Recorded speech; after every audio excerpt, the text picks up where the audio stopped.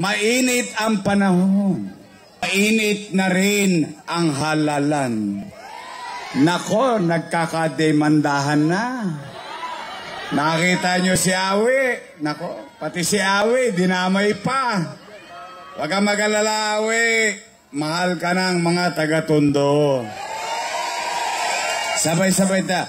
Awi ng Tondo. Awi ng Tondo. Baka masaktan ka lang kay Awi ng Tondo. May bago ako, pare.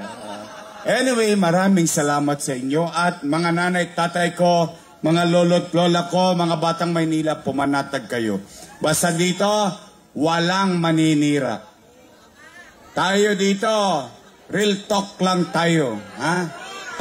Bagamat, araw-araw ako ang pulutan nila sa tennis court. Nalulungkot naman ako. Ang pinagtataka ko lamang, bakit sila mainit sa akin, hindi naman ako ang nakaupo.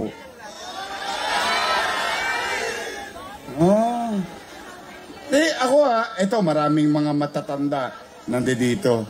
Sa tinagal-tagal nyo sa karanasan, sa eleksyon, hindi ba kayo nagtataka, bakit yung mga nakaupo at yung isa pa, sa akin lang nakaturo, araw-araw na lang, ako pulutan, ako tanghalian, ako hapunan, pasasakitin ang tenga ninyo, 3 hanggang 5 oras, magsasalita ron, ako lang ang topic.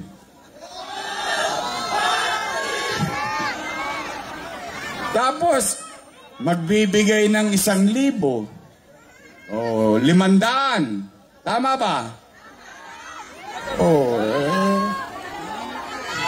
Bale, alam nyo, sa totoo lang ayan, bawal yan. Bawal na yan. Starting March 28 onwards, pagpasok ng local campaign, bawal na mamigay. Pero nakita nyo ba kung nagreklamo? Bakit? Naniniwala ko ang mga Manileño matatalino. Tanggapin nyo lang ng tanggapin. 1 bulig din yan. 5 kilong bigas din yan. Masasaing nyo din.